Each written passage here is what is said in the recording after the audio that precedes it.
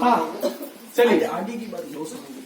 Lesson number 6 अध्याय 6 केंद्र सरकार। देखिए ये राजनीति के ये पाठ पढ़ाना बड़ा बोरिंग होता है, क्योंकि उसमें कहानियां नहीं होती है, कुछ भी नहीं होती है। पर जो चीज बोरिंग होती है वो ज्यादा नंबरों की भी होती है। ये 8 नंबर का पाठ है, मतलब एक 7 नंबर का बड़ा क्वेश्चन इसमें आएगा। कैसे क्या आएगा, पहले पूरा पाठ पढ़ लेते हैं। इसमें भी काफी कुछ हट गया है। 4-5 पेज ही तुम्हारे कितने नंबर के हैं? 8 नंबर के भी। सोच लीजिए, मैंने पहले कहा था ना आपको 4 दिन पहले, 31 दिसंबर तक कोई स्कूल नहीं खुलेंगे, जनवरी में भी ठिकाने नहीं है। इसलिए जो पढ़ रहे हो, मैं अभी कुछ दिनों चुनाव के बाद में साइंस भी शुरू कर दूंगा, ताकि 4 सब्जेक्ट आपकी हो जाएगी। आपका कोर्स तो बहुत आसानी से और बहुत बढ़िया, ये 1 महीना अपन को और मिल गया। 1 महीना मेरे लिए बहुत होता है।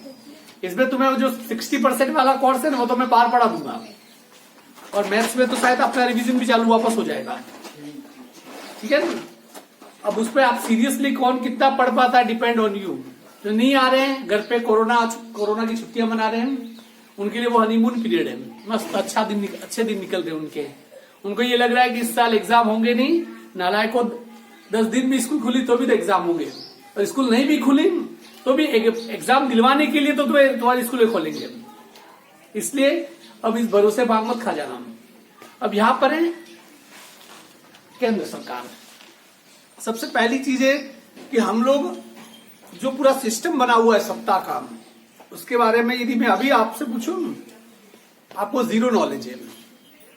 लोकसभा, राज्यसभा, विधानसभा, मंत्री परिषद, ये वो फल्ला ढिमका सब ये तुम्हें ये शब्द में बोलता हो तो लगता है सुने हुए तो है ये, पर ये क्या है क्या भला है, ये आपको उतनी पूरी तरीके से पता नहीं। उस सभी चीजों को क्या करते हैं आज हम बिल्कुल क्लियर कर लेते हैं, क्योंकि देश को ये राजनीति चलाती है, सत्ता चलाती है, सरकारें चलाती है, और हम उसका एक हिस्सा है। We are the part of that system. अब किसी सिस्टम के यदि आप पार्ट हो और आपको उसके बारे में कुछ भी यदि पता नहीं हो, तो फिर ये तो एक प्रकार से मूर्खता होगी। किताब में यदि राजनीति के पार्ट रखे हुए हैं तो इसका मतलब इसके पीछे कोई न कोई कारण होगा। सबसे पहले एक शब्द है केंद्र सरकार। केंद्र छोड़ो, पहले एक शब्द है सरकार। सरकार क्या है? सरकार कहीं दिखती है? व्यक्ति दिखता है, प्रधानमंत्री दिखता है, सांसद दिखेगा, विधायक दिखेगा, सरकार नहीं दिखती है। सरकार अपने आप में अवधारणा है। देखिए, राज्य का मतलब देश से भी है, राज्य का मतलब राज्य से भी है। अब ये राष्ट्र क्या है पहले ही बताओ मुझे। राष्ट्र को किसी ने देखा नहीं? जैसे आप कहते हैं भारत, भारत क्या है? राष्ट्र। पर राष्ट्र क्या है, कहीं दिखता है? हम उसे कह सकते हैं कि जमीन का एक टुकड़ा। जमीन का टुकड़ा तो चंद्रमा भी है, उसको हम राष्ट्र कहते हैं क्या? नहीं कहते हैं। तो फिर जमीन के इसी टुकड़े को राष्ट्र क्यों कहते हैं? हमारा देश, पूरी पृथ्वी में जमीन के सब टुकड़े एक जैसे हैं, फिर भी अमेरिका को हम ये नहीं कहते हमारा देश, हम इंडिया को ही कहते हैं हमारा देश। बिल्कुल पास में श्रीलंका, उसे भी हम हमारा देश नहीं कहते हैं। तो इसका मतलब राज्य की अवधारणा क्या हुई कि राज्य एक ऐसी अवधारणा है भावात्मक। राष्ट्र का मतलब ये होता है कि जो हमें एक सूत्र में पिरोने का काम करता है। हम राजस्थानी हैं, हम पंजाबी हैं, हम सिख हैं, मुसलमान हैं, ईसाई, ये सब अलग अलग है, पर उन सबसे पहले हम क्या है? भारतीय। वो आपका मन अपने आप को जो भारतीय मानता है ना, वही भावात्मक अवधारणा है। तो ये जो राज्य एक भावात्मक अवधारणा है, और उसी राज्य को मूर्त रूप प्रदान करने का काम कौन करता है? जो करता है उसे सरकार कहते हैं, जिसे राष्ट्र है। अब राष्ट्र को राष्ट्र बनाने का, जैसे राष्ट्र शब्द है, ये सिर्फ शब्दों में है, एहसास में है, परंतु इसको मूर्त रूप देने का, जैसे मान लीजिए राष्ट्र एक आत्मा है, तो उसका जिस्म क्या है? सरकार। क्योंकि हमें जिस्म नजर आता है, रूह नजर नहीं आती है। अर्थात कि एक भावात्मक अवधारणा जो कि राष्ट्र है या राज्य है, जिसे मूर्त रूप देने का काम जो करता है, वो उसे क्या कहते हैं? हम सरकार कहते हैं। जैसे भारत एक भावात्मक अवधारणा है, पर उसको पेश करने का काम आगे कौन कर रहा है? चेहरा कौन है? अभी मोदी चेहरा है एक नहीं, तो मोदी क्या है? सरकार। क्योंकि इस राष्ट्र की भावात्मक अवधारणा को मूर्त रूप प्रदान करने का काम जिसके द्वारा किया जाता है, उसे क्या कहते हैं? सरकार। सरकार की परिभाषा हूबहू इसी रूप में याद होनी चाहिए हमें। अब देखिए, इस देश को चलाने वाले 3 सिस्टम हैं। इसके बारे में बहुत सारा कंफ्यूजन है, बहुत सारा कंफ्यूजन है। उस कंफ्यूजन को थोड़ा दूर कर लेना आज। देखिए, देश को चलाने के लिए हमारे इसकी सरकार के 3 अंग होते हैं। कौन कौन से?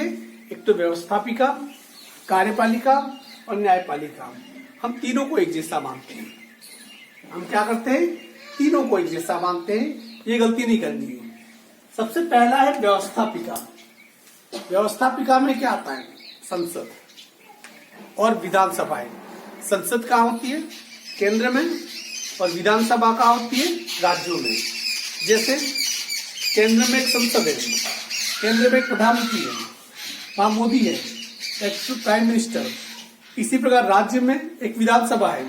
हमारे यहाँ विधानसभा है, बनी हुई कहाँ है? जयपुर में। सचिवालय है, उसका हेड ऑफ कौन है? मुख्यमंत्री अशोक गहलोत। अर्थात कि हमारे यहाँ 2 स्तर पे शासन व्यवस्था प्रचलन है। एक कहते हैं संघीय सरकार, एक है संघीय सरकार, दूसरी है राज्य सरकार। इन चीजों को समझिए, 2 स्तर पे। संघीय सरकार का मतलब होता है केंद्र, प्राइम मिनिस्टर, उसके कैबिनेट मिनिस्टर, वो किस में आते हैं? संघीय सरकार में आते हैं। और राज्य सरकारें मतलब कि जो राज्य में बैठती है, उनका अपना सचिवालय अलग होता है। हम 2 स्तरों पे करते हैं। हमारे यहाँ जो विकास है 2 प्रकार से होते हैं। हमारे यहाँ जैसे केंद्र से भी फंड आता है और राज्य सरकारें अपने स्तर पे भी जैसे विकास करती है। आपने देखा होगा कि अभी कोरोना काल था, जो फ्री में आपने जितना गेहूं अभी तक खाया, वो सब किससे? केंद्र सरकार ने भेजा था आप सबके खाते में। जो जिनके पास वो ऊंट वाला जो कार्ड था, वो जिसके पास भी होगा, उन सबके खातों में 2-3 हजार रुपये खाते में आए। अब जैसे कि कोविड-19 का इंजेक्शन लगाया जाएगा, कोविड-19 का इंजेक्शन लगाया जाएगा, उसके लिए 500 अरब की योजना प्रस्तावित है, मतलब 50,000 करोड़। वो किसके द्वारा? केंद्र के द्वारा। अपने यहाँ जितनी प्रधानमंत्री सड़क योजना के अंतर्गत सड़क बनती है, ये गोल निशान होता है, यू निशान बना होता है, वो पूरा फंड कहाँ से आता है? केंद्र सरकार से। इसी प्रकार राज्य सरकार के भी अपने फंड होते हैं। जैसे आपने घर के बाहर इंटरलॉकिंग किया, नालियां बनाई, ये किसके फंड होते हैं? ये राज्य सरकार के फंड होते हैं। तो ये इस प्रकार से ये चिड़िया क्या कर दी है यार, कुछ साफ साफ कुछ होगा। हाँ, तो इस प्रकार से हमारे यहाँ जो सरकार का ढांचा 2 स्तर का होता है। एक तो होता है संघीय और एक होता है राज्य। संघ सरकार कहते हैं, राज्य सरकार। संघ सरकार जो दिल्ली में आसीन होती है और राज्य सरकार जो अलग अलग राज्यों में होती है। अब यहाँ पर देखिए, तो संसद में भी यहाँ पर 2 सदन होते हैं। एक होती है जिसे हम कहते हैं लोकसभा और एक होती है राज्यसभा। लोकसभा और राज्यसभा समझिए से, जैसे हमारे यहाँ लोकसभा के चुनाव हुए थे, हमारे यहाँ से सांसद कौन है? हमारे यहाँ से पता ही नहीं आपको। हमारे यहाँ से सांसद है, उदयपुर के सांसद कौन है? पूरे उदयपुर ग्रामीण जिले के एक ही सांसद है, अर्जुन लाल मीणा। अर्जुन लाल मीणा हमारे यहाँ के, जैसे कि अर्जुन लाल मीणा संघ सरकार, मतलब कि वो कहाँ बैठते हैं? दिल्ली में। कहाँ बैठते हैं? वो जो लोकसभा है उसमें बैठते हैं। और उसके अलावा हमारे यहाँ के एमपी कौन है? अभी एमपी कौन है? सॉरी, ये एमएलए कौन है? दयाराम परमार। अरे तुम नालायक हो, क्या लोग हो यार। हमारे यहाँ एमएलए कौन है? दयाराम परमार। दयाराम जी परमार कहाँ बैठते हैं? जयपुर में। वो किसका हिस्सा है? राज्य सरकार के। तो सबसे पहली बात है कि संसद में 2 प्रकार की होती है, एक तो लोकसभा और एक राज्यसभा। लोकसभा को निम्न सदन कहते हैं और लोकप्रिय सदन भी कहते हैं। निम्न सदन क्यों? लोकप्रिय सदन इसलिए कहते हैं क्योंकि जो लोकसभा के जो हम 529 जो एमपी चुन के भेजते हैं, हम चुन के भेजते हैं, इनका प्रत्यक्ष चुनाव होता है। हर 5 साल में एक बार एक प्रत्यक्ष चुनाव होता है। पूरा देश मिलकर वोटिंग करता है। जैसे कि हमारे उदयपुर का ग्रामीण क्षेत्र, उदयपुर से बाहर निकलते वहां से लगाकर ये पूरा भाग, इस पे एक व्यक्ति खड़ा होता है। जैसे हमारे यहाँ खड़े हुए थे पहले अर्जुन लाल जी मीणा और रघुवीर जी मीणा। उसमें अर्जुन लाल जी मीणा जीत गए थे। वो जीत के कहां पर गए? वो दिल्ली में बैठे। तो वो होती है लोकसभा। इसे लोकप्रिय सदन भी इसलिए कहते हैं क्योंकि ये प्रत्यक्ष आप और मुझ जैसे लोग चुनकर उन व्यक्तियों को वहां भेजते हैं। दूसरी होती है राज्यसभा। अब राज्यसभा के बारे में भी जब इसको कहा आएगा कि इसका गठन कैसे होता है वगैरह, इनमें अलग अलग पढ़ेंगे कि राज्यसभा, इसके बारे में ये कि इसे कहते हैं उच्च सदन। इन दोनों का अपना अपना रोल है, ये भी अलग जगह बैठते हैं, ये भी अलग जगह बैठते हैं। इन दोनों को मिला दिया जाए, लोकसभा राज्यसभा इन दोनों को मिला दिया जाए तो इसे क्या कहते हैं? संसद। इसे व्यवस्थापिका क्यों कहते हैं? देखिए, ये देखा जाए तो संसद जो भी इस देश में जितने भी नियम कानून कायदे जो भी बनते हैं वो कहाँ बनते हैं? यही लोकसभा और राज्यसभा में। अर्थात कि ये व्यवस्था को बनाए रखने के लिए सबसे मजबूत संस्था है। ये अपनी तरफ से कुछ काम नहीं करेगी। ये जो नियम कानून कायदे जो भी बनाएंगे, रूल्स एंड रेगुलेशन, उसके हिसाब से ये कार्यपालिका काम करती है। तो व्यवस्थापिका में संसद होती है जो कि दिल्ली में बैठती है, और दूसरा राज्यों में क्या होती है? विधानसभा होती है। अब इसी प्रकार कार्यपालिका के जो लोग काम करते हुए दिखते हैं, जो इस संसद के बनाए गए नियमों को आगे ले जाने का काम करते हैं, उसे क्रियान्वित करने का काम कौन करती है? कार्यपालिका। कार्यपालिका में राष्ट्रपति आता है, उसके बाद उपराष्ट्रपति आता है। राष्ट्रपति का चुनाव वगैरह कैसा होता है, जब राष्ट्रपति का टॉपिक आएगा उसमें पढ़ेंगे। उपराष्ट्रपति का टॉपिक आपको पूरा हटा दिया है, पर ये किसका हिस्सा है? कार्यपालिका का। प्रधानमंत्री को कैसे चुनते हैं, क्या कैसे करते हैं, प्रधानमंत्री का चुनाव कैसे होता है, ये पूरा जो प्रोसेस है, लंबा प्रोसेस है। जब जब ये टॉपिक आएगा वैसे वैसे अपन क्या करेंगे, इसको पढ़ेंगे। और मंत्री परिषद का मतलब कैबिनेट। जैसे हमारे यहाँ भी गृह मंत्री कौन है? अमित शाह है ना। रक्षा मंत्री कौन है? राजनाथ सिंह। अरे तुम तो साले कब्रिस्तान में पॉलिटिकल साइंस में कुछ भी नॉलेज दिए तुम लोग। अखबार वगैरह पढ़ते नहीं हो क्या? देश के बारे में कुछ जानते हो? नहीं जानते हो? वित्त मंत्री कौन है? वित्त मंत्री कौन है? निर्मला सीतारमण। मतलब तुम्हें एक बात तो फिक्स है, मोदी के अलावा कोई दूसरा नाम तुम्हें याद नहीं है। वहां एक ही नाम याद रखो, वही काफी है। ठीक है ना। अब यहाँ पर देखिए, मंत्री परिषद का मतलब था कैबिनेट। अलग अलग विभाग बांटे जाते हैं। जैसे विदेश मामलों के लिए मंत्रालय विदेश मंत्रालय होता है, रक्षा मामलों के लिए मंत्रालय रक्षा मंत्रालय होता है, देश की कानून व्यवस्था को संभालने के लिए गृह मंत्रालय होता है। इस प्रकार से अलग अलग मंत्रालय होता है। उद्योग एवं परिवहन होता है, पंचायती राज विभाग अलग होता है, शिक्षा मंत्रालय अलग होता है। ये सब अलग अलग होते हैं और उनमें किसी एक को हेड बनाया जाता है, किसी एक को कैबिनेट मिनिस्टर बनाया जाता है। और ये कैबिनेट मिनिस्टर जो बनते हैं वो कहाँ से बनते हैं? लोकसभा या राज्यसभा के जो सदस्य होते हैं उनमें से ही बनाए जाते हैं। कोई बाहरी व्यक्ति सीधे कभी भी नहीं बन सकता है। बन भी जाए तो उसे वापस क्या करना पड़ता है? 6 महीने के अंदर चुनाव लड़ना पड़ता है। तो ये सब किसमें आते हैं? कार्यपालिका में। उसके बाद है न्यायपालिका। हमारे यहाँ संविधान की रक्षा के लिए, हर व्यक्ति के मौलिक अधिकारों की रक्षा के लिए जुडिशरी बनी हुई है, न्यायपालिका। जैसे कहते हैं, दो व्यक्तियों के बीच में कभी भी झगड़ा हो जाए, देख लूंगा तुझे कोर्ट में, कहते हैं नहीं कहते हैं? इसका मतलब ये है कि भारत में आज भी यदि किसी को सबसे ज्यादा भरोसा है तो भारत की न्यायपालिका के ऊपर। न्यायपालिका में देखिए किस प्रकार से, एक तो सर्वोच्च न्यायालय होता है। सर्वोच्च न्यायालय का एक मुख्य न्यायाधीश होता है और बाकी दूसरे न्यायाधीश होते हैं। प्रारंभ में 7 ही थे, एक मुख्य न्यायाधीश और 7 अन्य न्यायाधीश होते थे। आधी संख्या बढ़ाकर 30 कर दी गई है। और इनका एक सिस्टम होता है पूरा। जैसे केंद्र में सर्वोच्च न्यायालय, सबसे बड़ी अदालत हमारे भारत में तो कौन सी है? सर्वोच्च न्यायालय। कोई भी केस लड़ते हुए नीचे सेशन से निचली अदालत से लड़ते हुए कहां तक जाता है? सर्वोच्च अदालत, सर्वोच्च न्यायालय में। और सर्वोच्च न्यायालय में फैसला आता है, उसे कोई चुनौती नहीं दे सकता है। सुप्रीम कोर्ट के फैसले को चुनौती सिर्फ एक ही दे सकती है, भारतीय संसद। सर्वोच्च न्यायालय के फैसले को ये भी यदि बदलना हो तो देश की संसद उसे बदल सकती है, क्योंकि देश की संसद को हमने सर्वोपरि माना है। जैसे आपने देखा होगा कि राम मंदिर का मुद्दा था ना, निचली कोर्ट से होते हुए केस कहां पे गया? सुप्रीम कोर्ट में। सुप्रीम कोर्ट में फिर 5 जजों की एक पीठ बनाई गई। 5 जजों ने मिलकर फिर उस राम मंदिर के ऊपर फैसला लिया और वो फैसला 4-1 से पारित हो गया। 5-0 से क्या हो गया? पारित हो गया। अब सुप्रीम कोर्ट ने फैसला दे दिया, अब कोई चुनौती नहीं दी जा सकती, वो फाइनल जजमेंट होता है।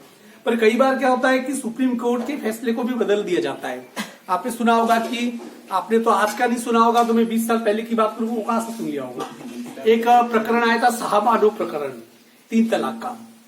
जैसे मुसलमान कम्युनिटी में क्या होता है, तलाक तलाक तलाक कह दिया, सब छूट गया, सब खत्म।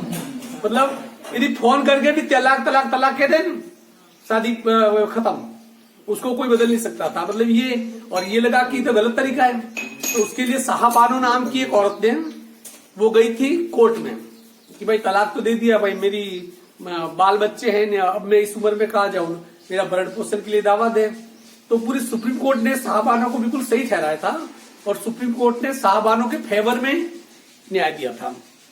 पर उस समय देश में फिर मुसलमानों की संख्या काफी थी, उन्होंने आंदोलन कर दिया।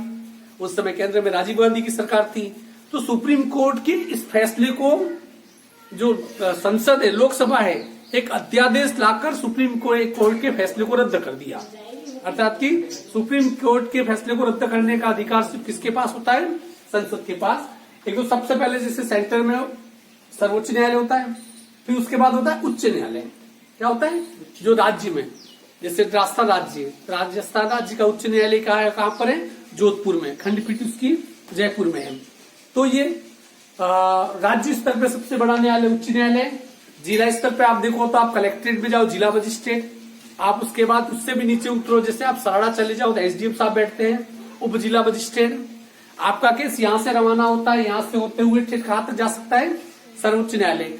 अब ये हमारी कानूनी प्रक्रिया कई बार क्या होते है कि बड़ी उबाऊ है।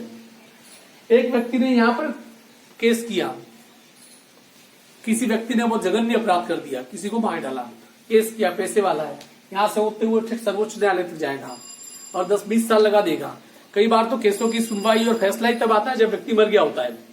20-25-30 साल भी लग जाते हैं कई मामलों में इसे फैसले करने में। तो ये कौन सा है, न्यायपालिका। तो सरकार के 3 अंग होते हैं, समझ में आ गया, व्यवस्थापिका 1, नंबर 2 कार्यपालिका, और तीसरा न्यायपालिका। अब मैं बात करता हूं राज्यसभा और लोकसभा की। संविधान का अनुच्छेद 79, ये वहां लिखना पड़ेगा, ध्यान रखना। अनुच्छेद 79 के आधार पर देश में राज्यसभा और लोकसभा, इसका गठन किया गया, और इन दोनों को मिला के क्या कहते हैं, संसद कहते हैं। एक एक के बारे में, सबसे पहले मैं लोकसभा के बारे में मैंने ये पढ़ा रहा हूं आज, कल राज्यसभा के बारे में। अब वो प्रश्न किससे पूछेगा, लोकसभा की रचना और संगठन को विस्तार पूर्वक समझाइए। ये पूरा, ये आ गया 7 नंबर का क्वेश्चन। तो उसमें आपको पूरा लिखना पड़ेगा वापस। इसलिए ये जिसे ये नोट्स आज के आज पूरे नोट्स बना ही देना जाके, क्योंकि 2 दिन में आपके 7 नंबर, 2-3 दिन में आपके 8 नंबर आ सकते हैं इसमें। सबसे पहले कि लोकसभा की रचना, देखिए उसमें रचना में देखो सदस्य की संख्या। अब लोकसभा में अधिकतम संख्या कितनी हो सकती है, 552। कितने, 552, 552। और जितने भी निर्वाचन क्षेत्र है, जिसे कहते हैं कि लोकसभा क्षेत्र, जैसे हमारा निर्वाचन क्षेत्र, जैसे हमारे यहाँ अर्जुन लाल जी मीणा कहां से प्रतिनिधित्व करते हैं, फिर उदयपुर के पास से लगा के ये पूरा भाग, ये सोम नदी तक का ये पूरा भाग, इसे क्या कहते हैं कि उस पर कितने व्यक्ति खड़े हो सकते हैं, 1। मतलब खड़े तो कितने भी हो सकते हैं, 1 चुना जाता है। ऐसे कैसे पूरे भारत में, पूरे भारत को 530 निर्वाचन क्षेत्रों में बांटा गया है। कितने, 530। और हर 5 साल के बाद उस 530 निर्वाचन क्षेत्रों में चुनाव होते हैं। जहां जिस पार्टी का व्यक्ति जीतता है वो कहा जाता है, लोकसभा में जाता है, संसद में जाता है। इसमें से देखिए संघीय क्षेत्रों से, हमारे यहाँ कुछ केंद्र शासित प्रदेश भी है, उन केंद्र शासित प्रदेशों से कितने इसमें मेंबर ऑफ पार्लियामेंट चुन के जाते हैं, लोकसभा सदस्य चुन के जाते हैं 20। तो 530 और 20 कितने हो गए, 550। और 2 है राष्ट्रपति के द्वारा मनोनीत किए जाते हैं।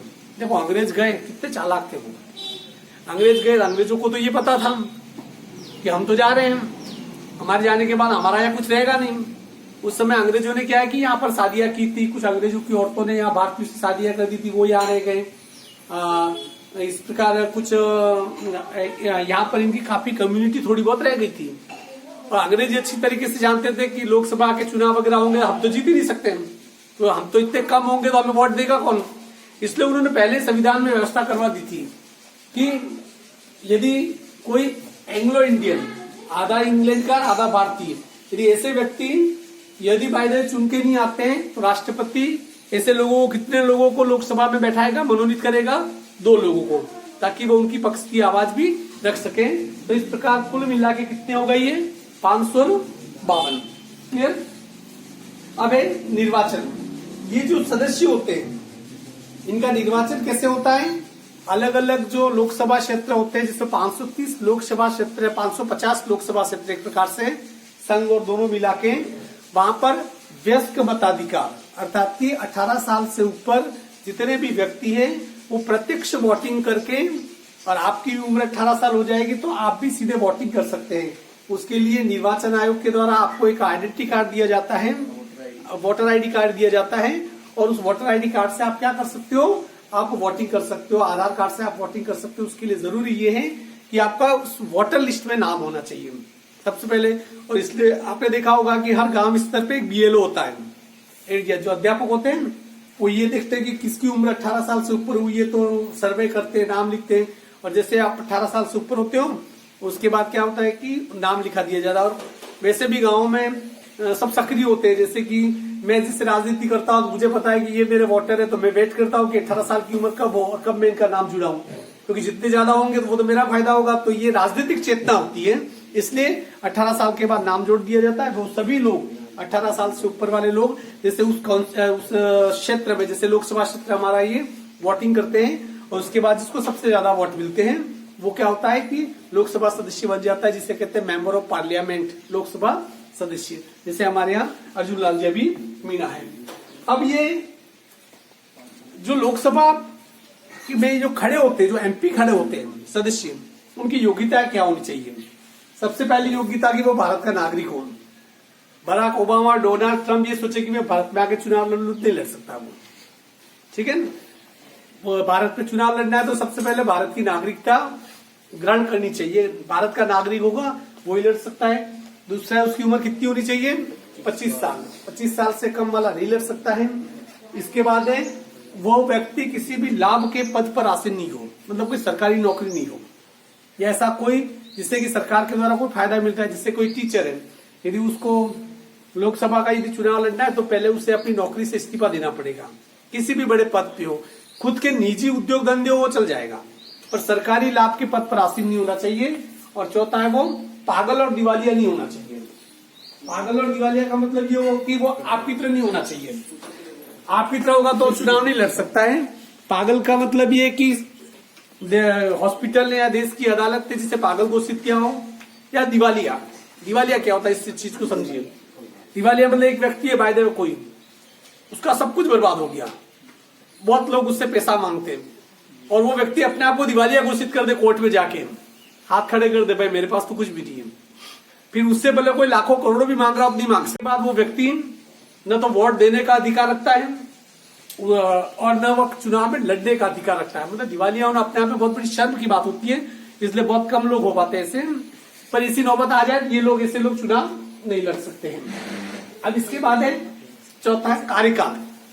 जो भी लोकसभा के जो सदस्य होते हैं उनका कार्यकाल कितने समय का? लोकसभा का कार्यकाल कितने साल का होता है? 5 साल। हमारे यहाँ हर 5 साल के बाद चुनाव होते हैं। क्लियर? परंतु कई बार ऐसा भी होता है कि राष्ट्रपति की अनुशंसा से लोकसभा को भंग किया जा सकता है। लोकसभा को भंग कैसे? ऐसा हुआ भी है देश में 9 बार। अब ये राष्ट्रपति सीधी लोकसभा भंग नहीं करता है। लोकसभा भंग करने का मतलब ये कि लाठी ले लेके भंग करे, वैसे नहीं है। मतलब ये कि भाई अब सरकार नहीं रही, चलो नए चुनाव, ये राष्ट्रपति सीधे नहीं कर सकता है। वो जो प्रधानमंत्री होता है वो अनुशंसा करता है, वो पीछे से उंगली करता है कि भाई उसे कहता है, राष्ट्रपति से निवेदन करता है, एक प्रस्ताव पारित करते हैं और जिसे राष्ट्रपति क्या करता है? लागू करता है। आपने देखा होगा कि कई बार हमारे देश में 9 बार कम से कम ऐसा हुआ है। वक्त से पहले लोकसभा भंग हो गई। अटल बिहारी वाजपेयी की सरकार थी जब वो प्रधानमंत्री थे, उन्होंने 4.5 साल के बाद ही चुनाव करा दिए थे, 6 महीने पहले ही करा दिए थे। हालांकि उसके बाद उन चुनाव में फिर वो हार गए थे। इसी प्रकार इंदिरा गांधी ने जब आपातकाल लागू किया तब भी लोकसभा को क्या कर दिया गया था? भंग कर दिया गया था। और कई सरकार आती जाती है, अस्थायी होती है, उस समय लोकसभा को क्या कर दिया जाता है? भंग कर दिया जाता है। अब उसके बाद है अधिवेशन। जो अधिवेशन बुलाए जाते हैं, अधिवेशन का मतलब होता है कि आपने एक शब्द सुना होगा, सत्र चलना। लोकसभा का सत्र चलता है, संसद सत्र।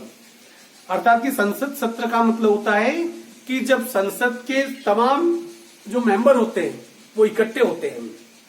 आपने कभी लोकसभा और राज्यसभा को आपने देखा होगा, नर्सरी क्लास में अच्छी होती है, इतने चीखते चिल्लाते कई बार तो।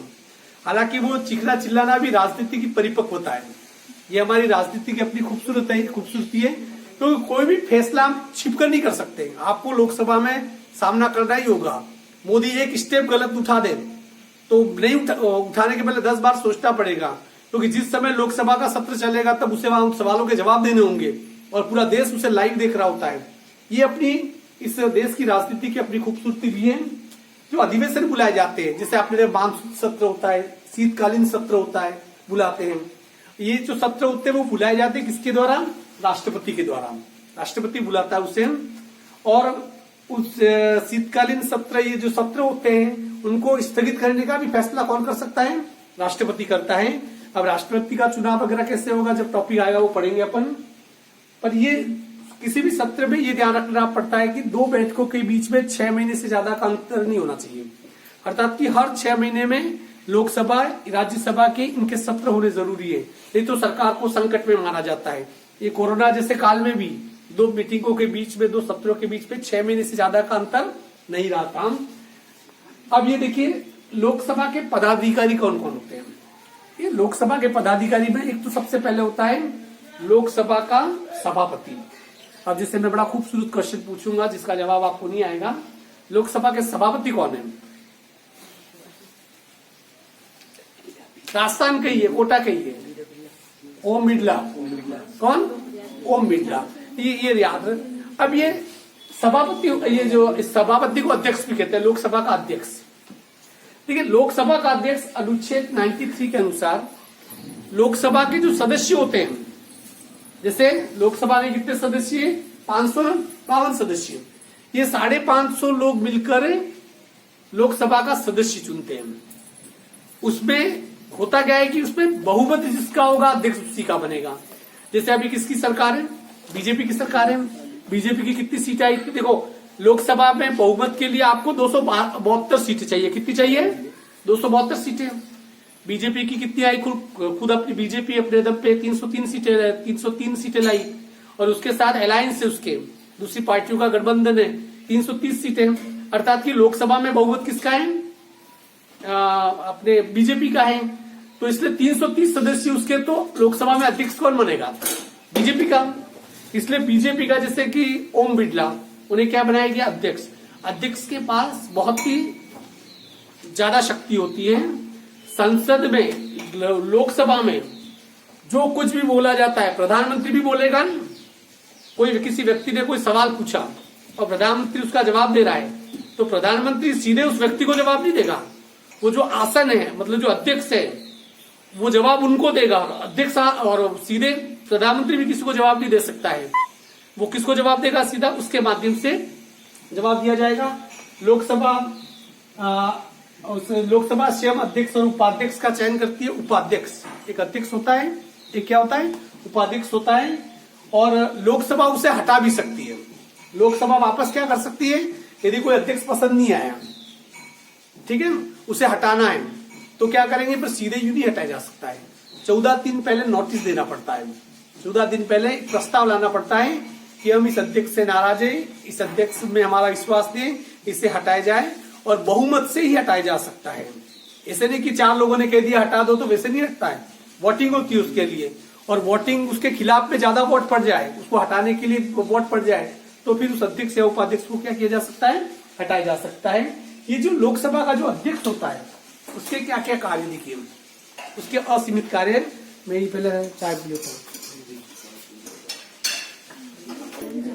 हाँ, यहाँ पर देखिए, अब अध्यक्ष की कार्य शक्तियां, अध्यक्ष के क्या क्या कार्य हैं। सबसे पहले बैठकों की अध्यक्षता। जितने भी सत्र होते हैं, अभी थोड़े दिनों बाद सत्र होगा, उसमें जो लोकसभा इकट्ठी होगी, उस समय उसकी अध्यक्षता कौन करता है? हमेशा ये जो सभापति होता है वो वही करता है। किस प्रकार से क्या कार्यक्रम कैसे रखने, वाद विवाद रखना है, प्रश्नोत्तरी रखना है, ये जो भी करना है, या किसी कानून बनाने के लिए किसी के ऊपर डिबेट हो रही है, बहस वाद विवाद हो रहा है, ये सब कौन करता है? ये कार्रवाई करने का काम कौन करता है? अध्यक्ष करता है। और जो संसद में है, लोकसभा में जो शांति बनाए रखने के लिए कोई बाय द वे कोई जैसे कि सदस्य होता है, लोकसभा सदस्य, वो ज्यादा हंगामा करता है तो उनकी अलग पुलिस होती है, मार्शल, उन्हें उठा के क्या कर जाते हैं, लेके चले जाते हैं। और जब तक सबसे बड़ा पावर ये होता है कि एक यदि लोकसभा सदस्य यदि किसी का मर्डर करके यदि संसद में घुस गया तो संसद में जब तक है उसके ऊपर कोई कार्रवाई नहीं की जा सकती, उसको पुलिस नहीं पकड़ सकती है। वो संसद से बाहर निकलेगा ना तभी उसे पुलिस पकड़ सकती है, भले बाहर वो कितना जघन्य अपराध करके भी क्यों नहीं आया हो। और ऐसे कोई यदि अनुशासन बिगाड़े तो जो अध्यक्ष पद है वो उनकी मार्शल, उनकी पुलिस अलग होती है, लोकसभा के मार्शल आते हैं, वो सदस्य को टांगा टोली करके उठा के लेके चले जाते हैं, बाहर लेके चले जाते हैं। और अनुशासनहीनता करने पर उसे कुछ दिनों के लिए सस्पेंड, निलंबित कर दिया जाता है उस सदस्य की सदस्यता को। वो 6-7 दिन तक या 10 दिन तक वो सदन में आ नहीं सकता है। जो कुछ समितियां होती है उसका अध्यक्ष पदेन सभापति होता है। और जितनी भी लोकसभा में अलग अलग प्रकार की समितियां होती हैं उसके अध्यक्ष, उनके अध्यक्षों के चयन का काम कौन करता है, ये सभापति करता है। धन विधेयक का निर्धारण, इसे समझना कि जो कोई विधेयक लाया जाता है, विधेयक का मतलब कानून बनाना क्यों, ठीक है ना, किसी मुद्दे पर। अब वो कानून है वो वित्त विधेयक है या आम विधेयक है, कई बार इसके बारे में कंफ्यूजन हो जाए, क्योंकि वित्त जो धन विधेयक होता है वो सिर्फ लोकसभा में लाया जा सकता है, उसे राज्यसभा में हम नहीं ला सकते हैं। तो इस पर फैसला कौन करता है, सभापति करता है।